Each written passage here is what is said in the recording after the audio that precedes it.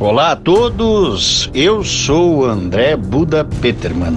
Este é o podcast 57 Minutos, onde eu realizo entrevistas com pessoas que acredito são relevantes no que tange a geopolítica internacional, aqui neste pálido ponto azul suspenso no cosmos. Olá a todos! Começando mais um podcast 57 minutos, comigo, seu host André Buda Peterman. E hoje estou aqui com o Vitor Silva, ele que tem o site diretamente do front. Vitor Silva, diretamente de São Luís do Maranhão. Beleza, Vitor? Tudo bom? Beleza, tudo bem. Valeu, Buda. Estamos aqui. É Vamos isso lá. aí. Vamos lá. Hoje eu queria conversar um pouco. A gente está vivendo há quantos dias, mais ou menos, a guerra da Ucrânia? Vai fazer quase perto de um ano, faz um ano em 14 de... 20, não, é 14 de fevereiro, se eu não me engano, 24 de fevereiro, faz um ano. Já estamos com 300 e poucos dias de guerra. Já. Sendo que Bastante. o Putin falava que ia ser um dia, né? Ele falava que ia entrar isso aí. Então, eu era muito cético em falar sobre isso, cara, porque apesar da imensidão que a gente tinha do exército russo, mas a gente sabe que não é fácil uma invasão tanto por terra, ar e mar, de qualquer que seja o país, independente do país. Então eu era muito cético em falar para a galera lá da página, galera, não é assim que vai funcionar as coisas. Em 3 dias o governo não vai cair, em 3 dias Putin não vai sair vitorioso da Ucrânia. Se o que vocês estão premeditando de uma invasão em larga escala acontecer, podem botar aí 2, 4, 5 anos de guerra. E é legal que tu já falou da página. Então, tu és o editor, tu és o responsável, o criador, o dono da É página isso, direto do front. isso. Eu descobri vocês pelo Twitter. Quem me conhece sabe, eu estou sempre procurando ler sobre guerras e geopolítica. Eu trouxe 3 entrevistados antes da guerra começar, né, dois ucranianos e um brasileiro para falar sobre a guerra. Os 3 disseram que a guerra não ia acontecer, né? Foi, e acabou acontecendo, né? Assim, todo mundo está vendo o que está acontecendo. Mas ô Vitor, eu queria que tu falasse um pouco, cara, do teu background, né, do teu estudo, né? Tu é formado tu estuda jornalismo, como é que é a tua formação e por que tu criou a página direto do front? A página, ela foi uma demanda pessoal minha, porque existiu inúmeros conflitos acontecendo, guerra da Síria. Eu cobri muito os conflitos civis na África, na página, se você fizer um retorno lá pros meses de junho, julho, agosto, do ano passado, você vai ver muito conteúdo envolvendo o continente africano, a guerra na Síria, e aí começou a guerra entre Israel e Palestina. Mas, em relação à criação da página, foi mesmo uma necessidade pessoal mesmo. Eu não esperava chegar Uhum. aonde chegou, te juro, não esperava. Eu ia publicando, à medida que as notícias iam chegando, eu ia publicando. E em questão de. Eu gosto muito do que eu faço. Isso sem dúvida. Eu acordo de madrugada para olhar a página, às vezes passo 2 dias. Uma curiosidade, quando a guerra tava para a história, eu passei uns 3 dias sem dormir. Eu trabalho de manhã cedo. É Tu isso é- aí, eu cheguei. E aí, eu trabalho no setor administrativo, dando Aham. do aula, aqui perto de casa. E aí eu tinha que ir pro serviço. Eu cheguei no serviço virado, com os olhos mesmo assim, já. Mas trabalhando, sempre gostando do que eu faço. Lá no curso de História, eu sempre tive essa vertente de estudar a parte mais contemporânea da história, que envolve os anos 1900 até os dias de hoje, pegando ali antes da Primeira Guerra Mundial até os dias de hoje. Então, eu sempre tive essa afinidade com esse tema da contemporaneidade, em querer analisar esses temas e estudar. Mas nunca tive lá dentro do curso um acesso como eu posso te dizer, não é uma base, mas eu nunca tive uma Uhum. abertura grande para estudar esses temas. Então, às vezes eu pegava as coisas para fazer de conta própria, entendeu, Buda? Uhum. Às vezes eu queria envolver tecnologia com história e não sabia por onde começar, e fala, pô, quero fazer alguma coisa. E aí até que surgiu a ideia de eu sentar, e falei, não, agora eu tenho que sentar, desenvolver um projeto e executar. E aí veio direto do front. Uhum. Ó, é bem interessante. A página, ela no Twitter, ela conta com mais de 30 mil seguidores, né? E a contribuição é direta. E o pessoal está sempre comentando as postagens. Eu acho muito legal isso. Então, tu acaba tendo informação de tudo quanto é lado, né? Porque tu acaba traduzindo algumas notícias de fora, o que é muito importante, porque a gente sabe, aqui no Brasil, eu estudo letras, né, e inglês, e a gente tem mais ou menos, acho que 1 ou 2% da população nacional que fala inglês. Então, assim, traduzir notícia já é muita coisa, sabe? Já é bastante. Então, o fato de tu conseguir pegar notícias internacionais e tá trazendo e tá tornando elas, né, acessíveis ao público nacional, já é muita coisa. Qual é a tua maior fonte de pesquisa? Assim, lógico, além do Google, Twitter, tu acaba procurando, pesquisando no próprio Telegram. Telegram, isso, Telegram, tiro muita coisa do Telegram. Eu fiz uma divisão assim, Buda. No Telegram eu tenho muito mais acesso a conteúdo russo, então eu participo Uhum, de muitas páginas voltadas para a Rússia, assim, militarmente. Faço parte de um grupo não sei se tu conhece, do Wagner Group, que é um grupo de paramilitares privados russos. Eu faço parte de um grupo que eles liberam muito conteúdo, então eu consigo ver o que está acontecendo de um lado, e lá no Twitter eu dei mais valor para seguir páginas conteúdo ucraniano. Então eu fiz uhum, essa divisão. Pô, no Telegram eu consigo pegar coisas do conteúdo, voltadas para o conteúdo russo, e aqui no Twitter eu consigo pegar coisas voltadas para o conteúdo ucraniano. Fiz essa balança, tanto é que a galera gosta dessa imparcialidade da página, de não ficar só focado em um lado, mostrar, opa, tá acontecendo isso aqui, vou mostrar só isso aqui. Não, então eu faço esse balanço, eu pego o que está acontecendo aqui e comparo com ali, sempre botando os dois lados. Mas lógico, no começo da guerra, a galera me tacava pau falando que eu era pró-russo. Porra, só fala da Rússia. Eu falei, galera, é o seguinte, tá tendo um avanço aqui em Mariupol da Rússia, tá tendo um avanço aqui no sul da Rússia, tá tendo um avanço ao norte, em Kiev, feito pela Rússia. Então, eu não tô conseguindo, não é que eu não tô conseguindo, não, mas não existe uma forte pressão ucraniana agora. Futuramente, se existir, eu vou postar na página. Isso é uma questão de ter paciência pra gente levando as coisas do jeito que, da maneira certa, que eu me propus a fazer, entendeu? uhum. Eu vi que os dois lados eles são bem tendenciosos.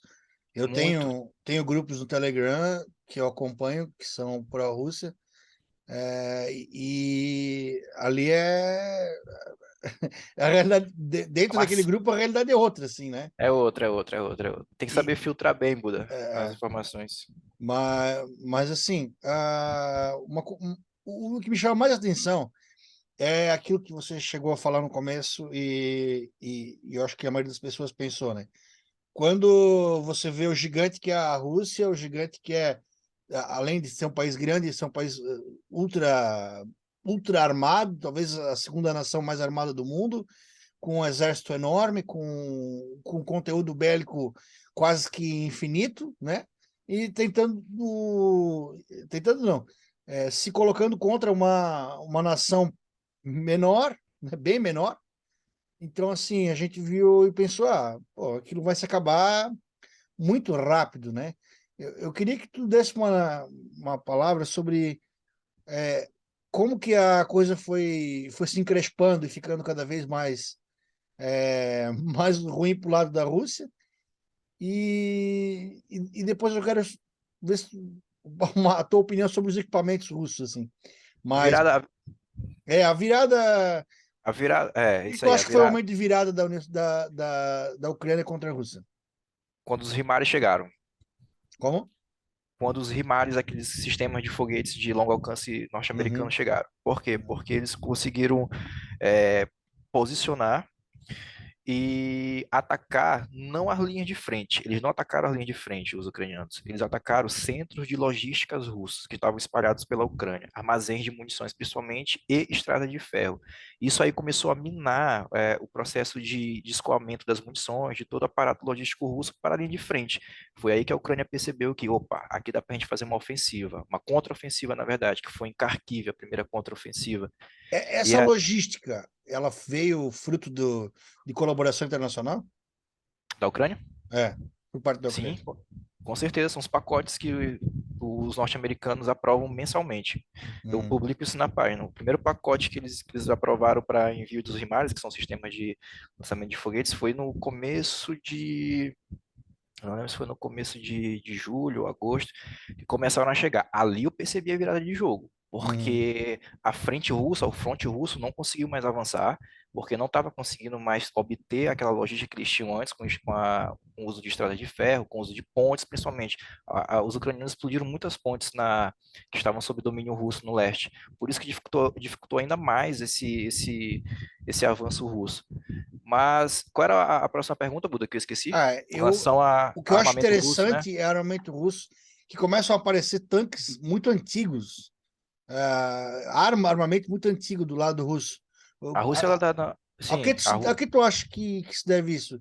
a Rússia, ela A falta de maquinário mesmo? não, não. A Rússia ela não utilizou o seu poder bélico 100%. Isso eu tô te dizendo, eu publiquei uma matéria ontem à noite do vice, se eu não me engano, do vice-conselheiro de Segurança Nacional, que é Medvedev, que é próximo a Putin, ele explicando isso. Ainda não usamos todo o nosso poder que temos à nossa disposição na Ucrânia. Tanto é que você ainda não viu os bombardeiros intercontinentais, o Tu-95 sendo usado na Ucrânia. Passou Sim. um em cima de Kherson. Tem um vídeo que eu publiquei na página, é oficial esse vídeo.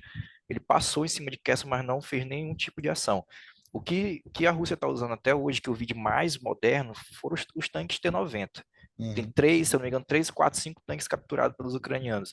Mas aquela força de, por exemplo, mandar um esquadrão de aviões, mais 100 aviões para bombardear um local, isso ainda não aconteceu na Ucrânia.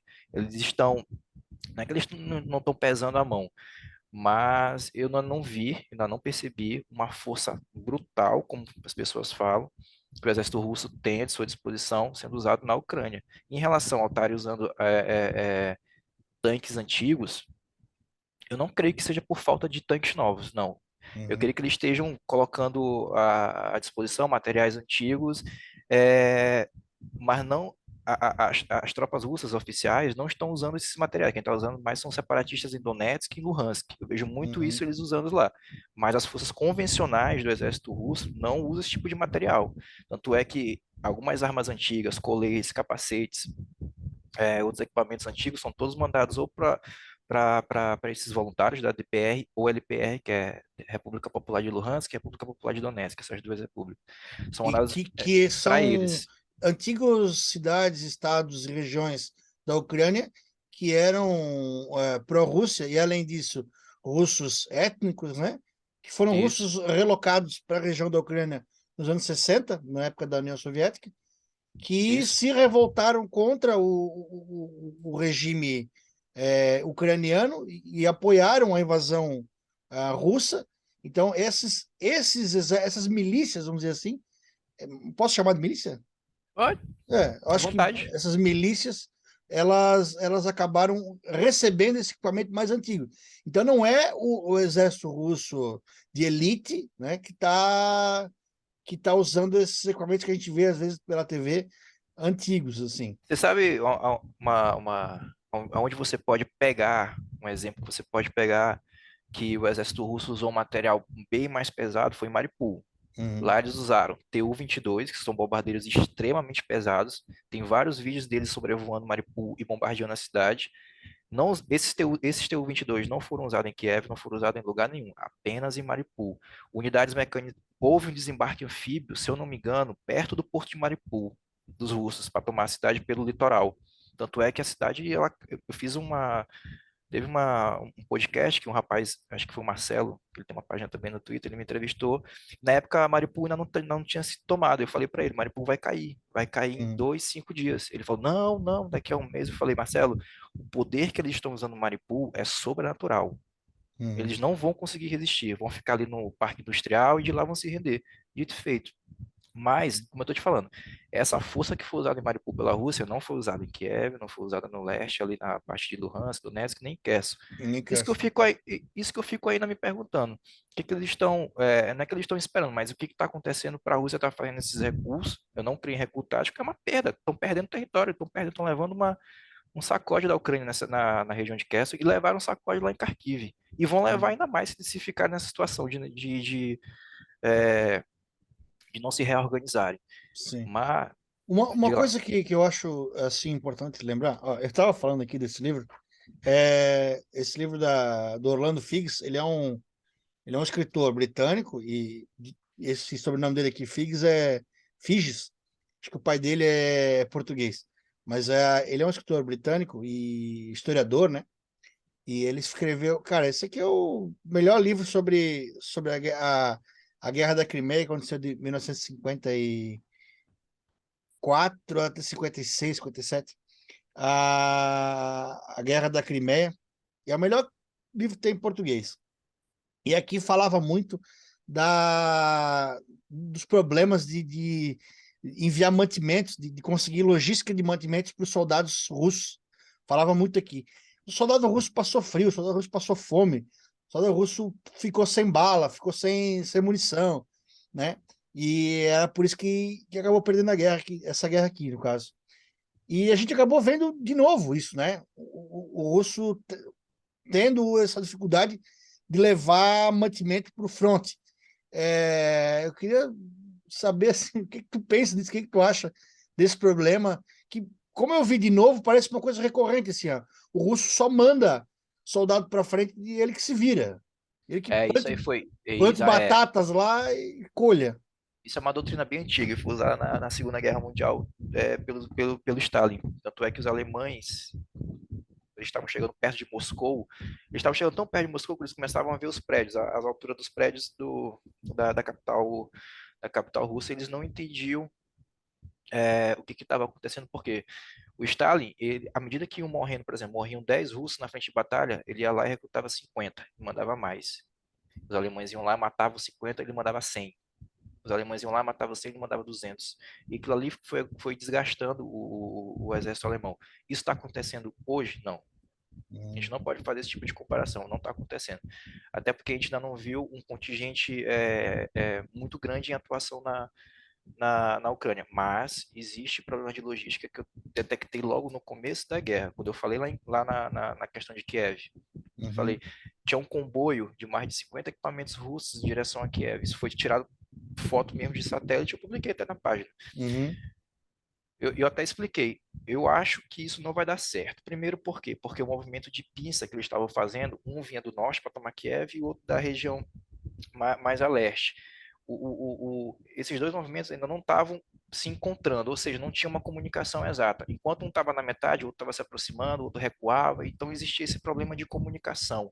E eu falei, vai dar merda, eles não vão conseguir tomar a capital. Foi o que Certo. aconteceu, recuaram.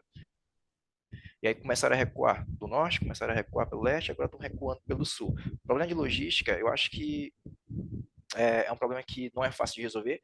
Primeiro, porque você tem a Ucrânia, ela tem muitos rios, tem uma geografia aparentemente ainda boa para avançar, mas tem muitos rios, Ela é depende bem muito de dividida pontes. no meio, né? O meio da Isso, Ucrânia é passa dividido pelo isso, rio, e pelo aí a rio parte. Dnipro.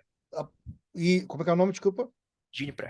Pode falar Dnipro. de Dnipro também, Dnipro. tanto faz. O rio Dnipro ele divide bem no meio ali e separa bem essa Rússia, essa Ucrânia étnica, né, que eles chamavam, né? Isso. É uma divisão Bem mesmo é uma divisão geográfica muito forte, né? muito forte, porque vem da Bielorrússia, se não me engano, esse rio ele nasce na Bielorrússia, Nasce aí do norte da Bielorrússia e vem isso, na até. Bielorrússia, aí vem até o sul É. da Ucrânia. Inclusive, no começo, antes da guerra começar, foi colocada uma ponte, cara, de logística na Bielorrússia, bem na fronteira da Bielorrússia com a Ucrânia, colocaram uma grande ponte de logística militar. Os russos colocaram essa ponte para que ficasse transitando entre um lado e o outro, para que houvesse essa melhor locomoção. Essa ponte está É, até hoje lá, tá cara. até hoje lá. Tá até hoje. É importante frisar que a Bielorrússia ela é um estado totalitarista, né, com um governo ditatorial Uhum. e altamente pró-Rússia. Não, Hum, ali é. É mini-Rússia, vamos falar assim. E eu estive lá em 2018. É um país altamente militarizado, extremamente militarizado. Tanto que os parques o turismo que eu fiz lá foi visitar tanque de guerra, foi visitar helicóptero, foi visitar MiG, foi Foi isso ali. É É, esse tipo de coisa mesmo. Eu é, entendo, eu entendo. mas Mas, eu acho interessante também ali a gente falar sobre a Ucrânia, né? Eu falei sobre esse livro, assim, sobre o livro da Crimeia. Né, essa guerra que já foi, ela já, a gente está vivendo uma segunda parte, vamos dizer assim, né? A Guerra da Crimeia, que aconteceu em 1853, 56, ela foi a invasão do Império Russo, a região da Crimeia, que era na época fazia parte do Império Turco-Otomano, e ali ele invadiu aquela região ali, e quem veio defender foi a Inglaterra, a França. Na época não existia Itália, era governo, era um dos reinos ali, a Itália não estava unida, o sim, Garibaldi não tinha unido ainda, aí era o reino da Sicília ou sim. eu não lembro mais agora, mas um dos reinos da Itália ali foi lá, mandou soldados, mas era basicamente França e Inglaterra. Até eu falei do meu boné aqui, o The Trooper, a música do Iron Também. Maiden, ela fala da tropa, do The Trooper, né? Da tropa britânica indo lutar na Crimeia.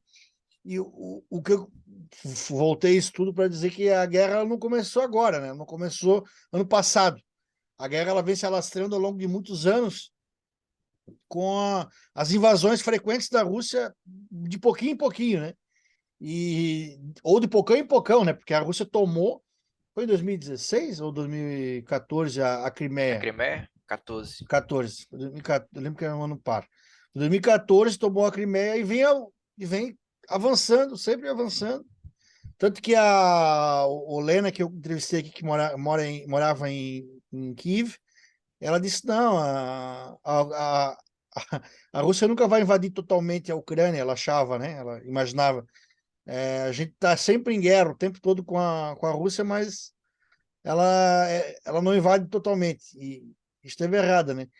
Queria imaginar assim, o que tu pensa sobre essa estratégia que foi de pouquinho em pouquinho, pegando um pedaço aqui, um pedaço ali, de repente abriu a porteira, estourou a boiada e a Rússia invadiu por terra de vez, assim. É, O que tu imagina disso? a gente, eu pego sempre como referência a Euromaidan de 2014, né? Os protestos que derrubaram o, o governo ucraniano pró-Rússia na época. E aí começaram esses conflitos no leste, principalmente em Donetsk e Luhansk, que se rebelaram. Falaram, não, aqui está tendo um golpe de Estado. O Ocidente está se aproximando do governo de Kiev. Enfim, aí aconteceram esses levantes. Mas é uma estratégia que deu certo em 14, deu certo até 2016, porque vieram os acordos de Minsk, e aí depois os acordos foram quebrados, e aí a Rússia, talvez na cabeça lá do Putin, sentiu a necessidade de invadir por terra, porque não dava mais para ficar apoiando militar. Aliás, a Rússia ela sempre esteve presente, cara, na Ucrânia, militarmente, desde antes mesmo de 2014, principalmente no leste. O leste ele é muito nostálgico a esse período da União Soviética, por isso que eles são muito mais ligados à Rússia do que propriamente à Ucrânia. Mas é uma estratégia que deu certo na Crimeia, deu certo parcialmente no leste, mas esbarrou agora aqui na invasão, porque talvez os russos pensavam que não ia haver uma resposta tão forte do Ocidente no envio de armas. Então a gente é uma eu vejo que é uma estratégia que deu certo lá atrás, mas que faliu atualmente. Uhum, entendo. Quanto tempo tu acha que a Rússia é, ela consegue financiar uma guerra dessa sem quebrar? Depende. A Rússia sozinha não vai conseguir. Pode esquecer. Sozinha não Uhum, consegue. Mas eu acho que uma hora ou outra a China vai entrar, cara. Uma hora ou outra vai. Uma hora tu vai sentir, porque é o casamento perfeito. O que que acontece? A China tem a mão de obra e a Rússia tem muitos recursos naturais. Unindo esses dois dá um casamento perfeito. Todo mundo sabe disso. Todo mundo sabe. uhum, O problema é o que pode acontecer lá no Pacífico, com Coreia do Norte, Taiwan, e aí dividir as coisas. A Rússia ficar um pouco mais isolada, concentrada seu poder bélico no fornecimento de ajuda do Irã. E a, mas aí até analisando esse cenário, cara, eu vejo que que a Rússia ela vai conseguir sustentar por longos anos essa guerra, mas sem a ajuda de parceiros, impossível. É Impossível. impossível. O que tu viu, o que tu imaginou ali quando a gente viu aquelas imagens dos conscriptos, né? Dos conscripts da Rússia chamando o pessoal ao serviço militar obrigatório para estar indo servir na guerra ali. O que tu viu daquelas imagens ali? A recente mobilização, você É. fala? É que o pessoal começou a fugir, coisa. Quem Isso fugiu foi mais. Quem parece um fugiu. desespero, uma coisa assim. Do governo tentando achar soldado, mas, pô, a Rússia tem muito soldado, né? Eu não vejo mais como desespero, até porque esses soldados eles estão primeiro sendo deslocados. Lógico, eu vi uma entrevista que 80% dessa mão de obra recentemente mobilizada já está na Ucrânia. Sendo desse 80%, 30% já está indo direto para o front. Nem treinou. Praticamente não treinaram. Não treinaram. Um treinamento militar dura em média 5 meses, 3 meses, para a pessoa ficar mesmo apta ao combate militar.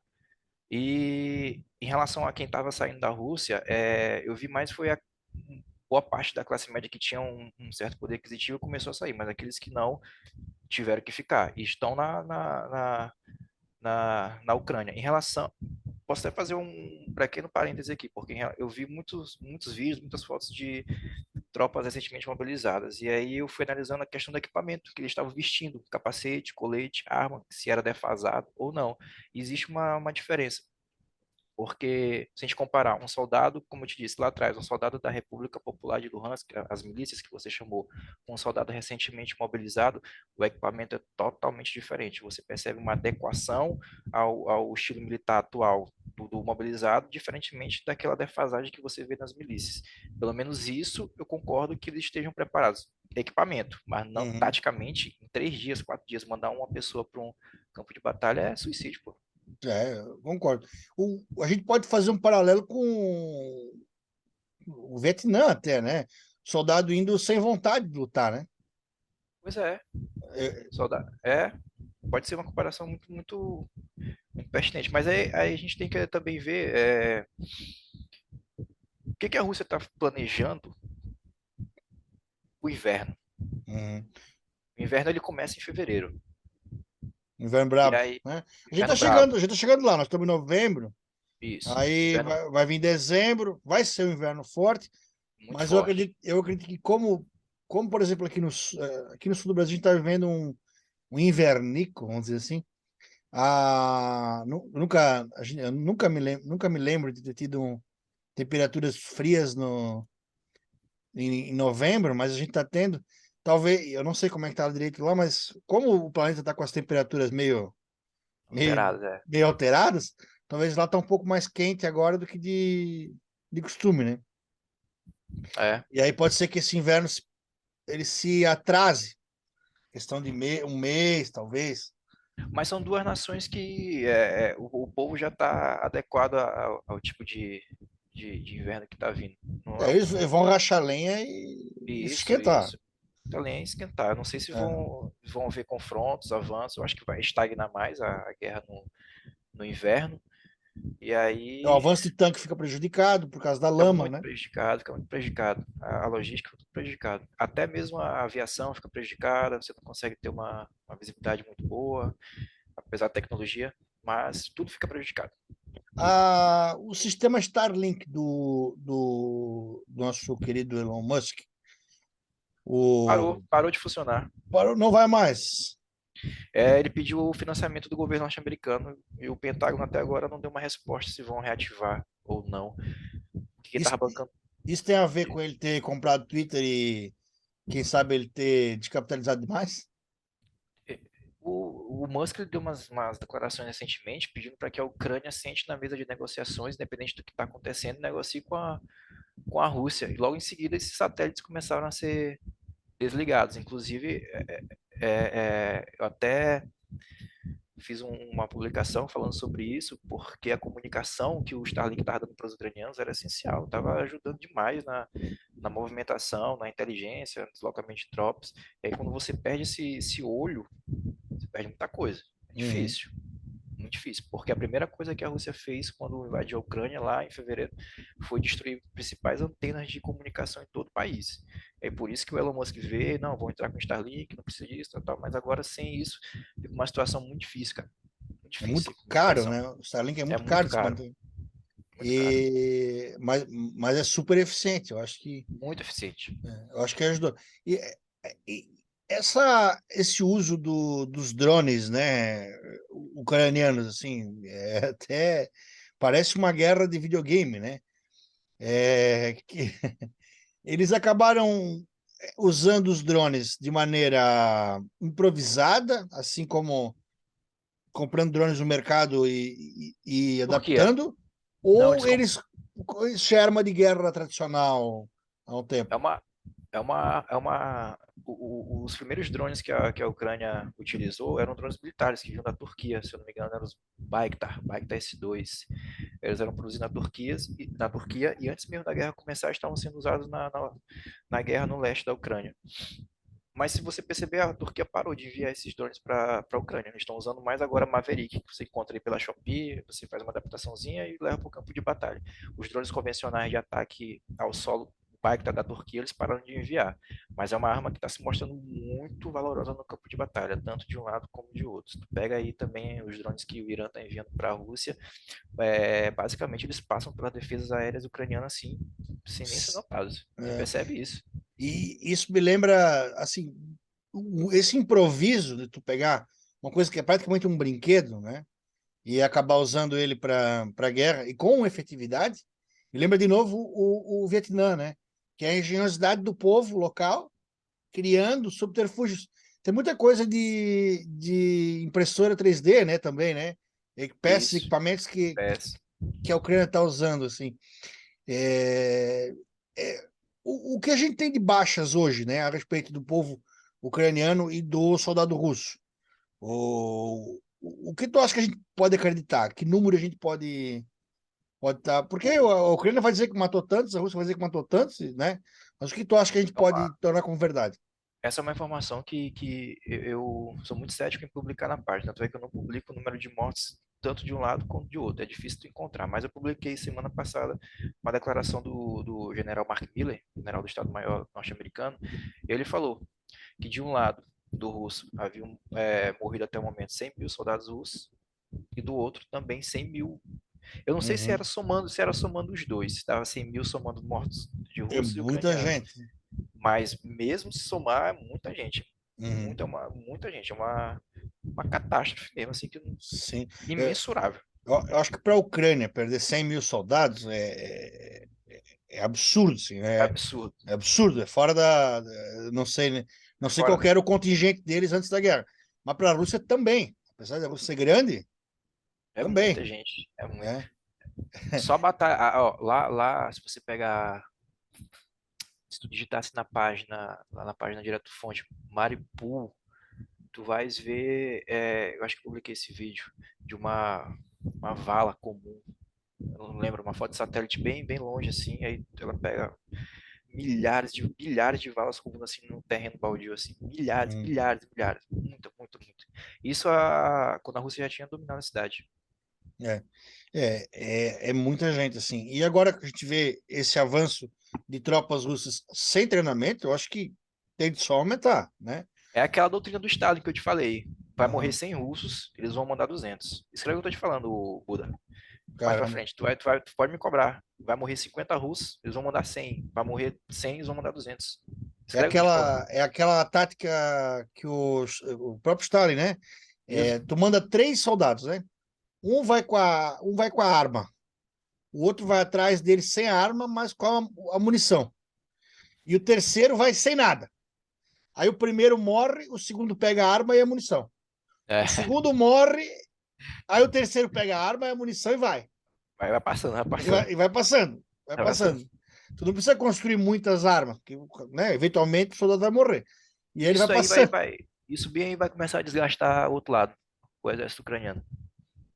Essa Existe a possibilidade do exército ucraniano ser engrossado com tropas internacionais? A gente vê o militar deixando o serviço de lado de seu país e ingressando em tropas internacionais, né, como voluntário. Mas isso é pouco, eu acho, não é muito.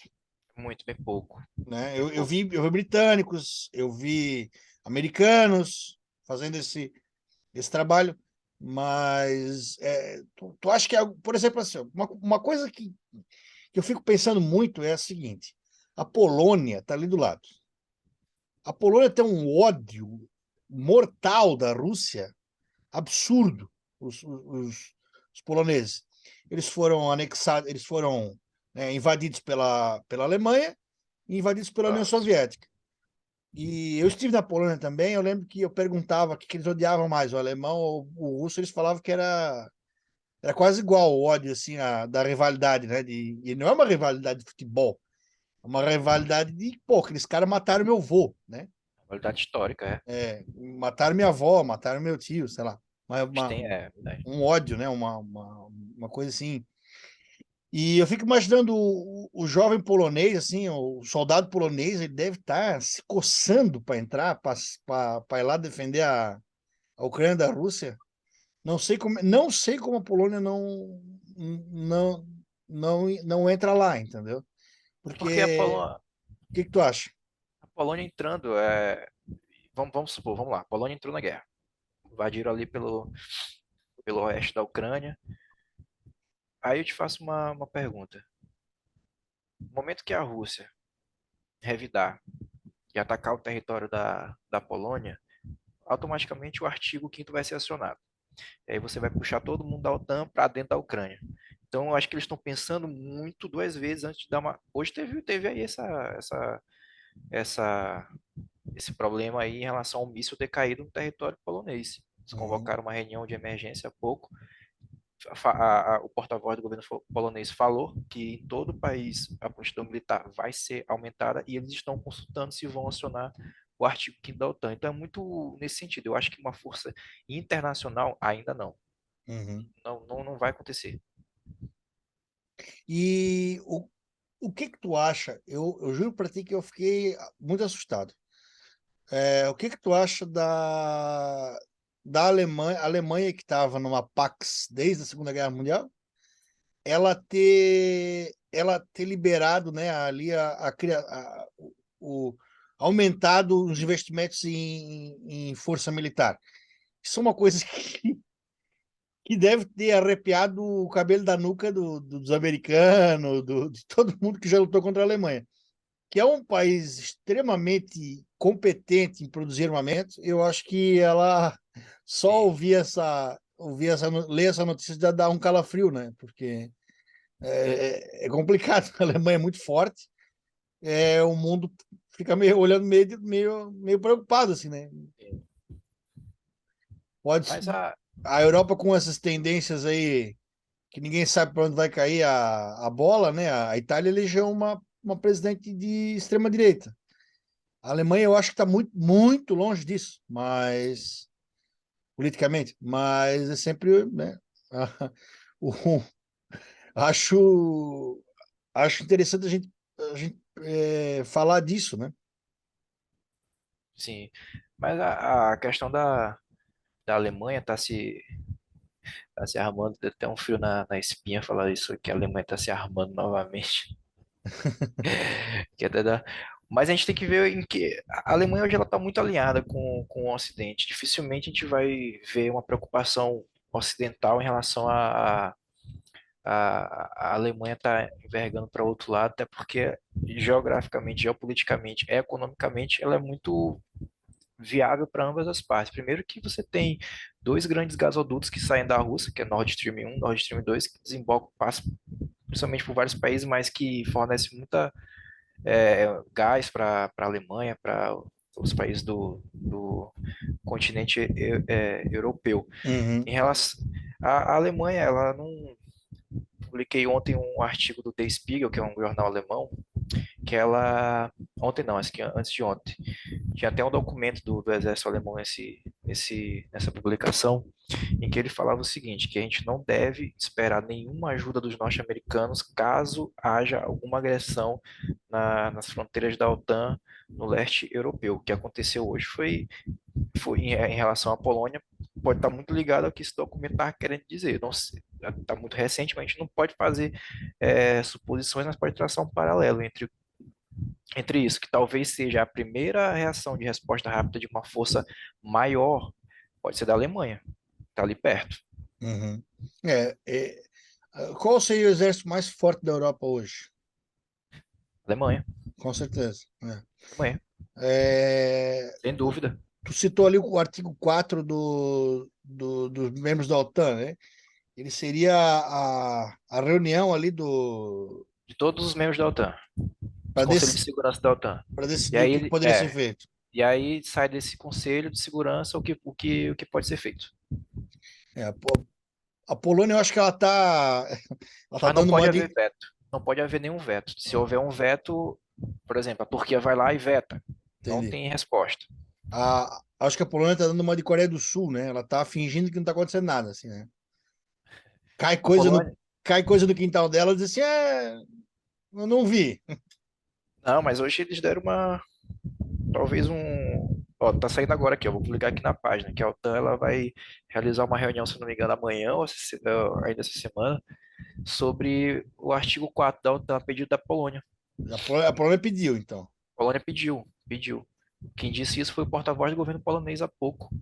Teve uma Caramba. reunião entre o Conselho de Segurança da Polônia, onde o primeiro-ministro estava, juntamente com o presidente, Andrzej Duda, que é o presidente da Polônia, e lá eles decidiram duas coisas: aumentar a mobilização militar inteira no país e consultar a OTAN sobre o acionamento do artigo 4. Estou publicando agora aqui, já sei. Perfeito. Acho, acho importante isso aí, porque a Polônia, ela sempre tem ela vive um medo eterno, assim, né? Como ela é um corredor de invasão da Europa, Ela vive nesse receio eterno aí. Quando explode alguma coisa no continente europeu, a Polônia ela fica nesse fogo cruzado aí. é. Então, acho importante ela dar atenção a isso mesmo. Mas, bom, nós teremos agora. Nós temos que ver agora o que vai acontecer nesse inverno, Isso. para ver o que a Rússia vai estar tomando. Mas então tu acha que a qualquer momento, se a Rússia quiser acabar com tudo, é só ela acionar os bombardeiros? Vai depender muito, porque a gente já tem hoje, se fosse no começo da guerra, eu falaria pra ti que sim. Uhum, Opa, pura, certeza que a Rússia vai exterminar a Ucrânia se ela usar todo o poder bélico. Hoje não. Hoje você tem NASAMS, que são sistemas de defesa aérea, você tem o próprio HIMARS, que você pode atacar posições russas longe, você tem muita inteligência americana falando, ó, o míssil vai cair em tal lugar, olha, o submarino russo em tal lugar está lançando míssil, então se protejam aqui, coloquem as tropas para lá, mudem esse armazenamento de munição aqui para outro local, eles podem uhum, atacar aqui, então tem muito isso hoje. Mas o poder de destruição é muito grande, vindo do lado russo. uhum, Então, em relação a acabar com tudo em uma hora para outra, não. Mas eles podem pesar a mão e sim, conseguir avanços bem grandes aí na Ucrânia se eles implementarem tudo que eles têm a favor. Como eu já te falei, existem bombardeiros, existem outros equipamentos que a Rússia ainda não utilizou. uhum, Ainda não vi nenhum registro. Então, quando eu ver, eu falar, porra, Buda, agora que a gente pode fazer uma análise falando que realmente houve um avanço, houve ou não houve, enfim. Mas é muito incerto, é muito. Eu gosto de uhum, trabalhar com o hipotético, mas às vezes não é bom. uhum. Falando no hipotético, a hipótese de um avanço nuclear, de uma guerra nuclear, a gente tem essa possibilidade? É, E qual é o medo que a gente pode passar, então, aí, de ter um Natal nuclear aí? Não, mas aí eu acho que se a Rússia for usar uma. Primeiro que se a Rússia for usar, ela não vai usar diretamente no campo de batalha. Sabe o que podem fazer? Eles podem acionar uma bomba nuclear tática ali no Mar Negro, numa região próxima à Ucrânia, não diretamente no campo de batalha. Uhum, E isso soaria mais como um aviso, falar, vocês estão pensando que a gente não pode usar, mas a gente está aqui, a gente está usando. E a próxima vez a gente pode usar em cima de vocês. Mas em relação a ter um ataque direto, acredito que não, agora não. uhum. Nuclear não. E sobre aquelas questões da saúde do Putin, que ele estaria sofrendo de alguma coisa, que ele estaria quase morrendo, né? O que Não, tu acha disso não. aí? Eu li uma vez do Serviço Secreto Britânico publicando que o Putin estava com câncer em estado terminal. Isso saiu acho que foi no The Independent da Inglaterra. E eu vou te, pra ser bem sincero, eu não acredito muito nisso, não. Tanto é que eu sou muito recluso e eu refuto muito isso em postar aqui na página em relação a isso. E se tu me perguntar uma opinião pessoal, eu acredito que não. Uhum, uhum. Que não esteja. É, Falaram aí que o Lavrov estava indo pro médico, tava morrendo e tal. Outro dia o cara vai e grava um vídeo que tá numa sacada de um hotel, um celular, bebendo champanhe. É muito difícil, cara. Difícil. qual a leitura que tu faz daquela parte da guerra que a gente estava vivendo? Que a cada semana a gente via um general de campo russo morrendo. Que se deve aquilo lá? Eles estão sempre no fronte de batalha mesmo? Como é que Eles foi aquela vão. ação? O Gerasimov, que é um dos principais generais russos, frequentemente ele visita a frente de batalha no leste. Eu não vi ele no sul. No leste eu vi uma vez, não foi nenhum relato, foi a própria mídia russa descreveu que ele estava vindo visitar algumas tropas lá na região eu não lembro se era Luhansk, mas ficava no leste. E aí até houve um ataque perto de onde ele estava e esse ataque foi real, cobri esse ataque. Mataram diversos oficiais russos, inclusive ele saiu machucado. Não se confirmou a informação que ele saiu machucado, mas uma porrada de gente, muita informação pipocou nessa situação de que ele tinha machucado o pé e a mão em um bombardeio da Ucrânia ali no leste. Mas em relação a vários oficiais e generais russos terem morrido, desorganização. Primeiro que eu não acho que a Rússia tenha entrado com o ego ali em alta, vamos dominar tudo. Houve acho que houve uma pequena, subestimaram demais o que poderia ser a resposta do outro lado. E aí Uhum, aconteceu o que aconteceu.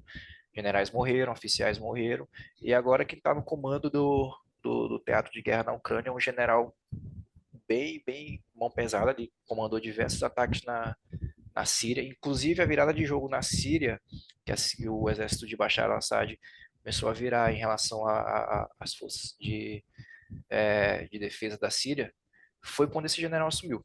Ele pesou a mão mesmo, ele trouxe boa parte da força aérea para dentro da Síria, ele trouxe Spetsnaz, que é uma unidade de elite é tipo russa, Os SEALs americanos e os Spetsnaz, isso. né? Aí ele trouxe esses Spetsnaz para dentro da Síria e aí começou a ter uma virada de jogo. Esse general ele assume agora no final de setembro, o Putin troca o comando e é isso como a gente está vendo. Uhum, Ele tem uma doutrina bem mais forte que o antecessor. Não lembro quem era o antecessor, não lembro se era o Gerasimov. Não, o Gerasimov ele é do lado do Shoigu, mais acima desse. uhum. Mas ele tem essa característica de pesar a mão mesmo. Tanto é que hoje tu viu um dos maiores ataques que aconteceram desde o início da guerra. 100 mísseis russos caíram sobre a Ucrânia. Lógico, alguns deles foram interceptados, mas a maioria conseguiu atingir infraestrutura de energia, de água. Isso aí, então já é um reflexo dessa mão pesada dele. Então, É isso. é, bom, a guerra está se arrastando há praticamente um ano e eu queria saber uma coisa assim, geopoliticamente, economicamente, a respeito do mercado internacional. Tu acha que a gente já sentiu o baque da guerra 100% aqui no Brasil ou Não, ainda não. está para chegar?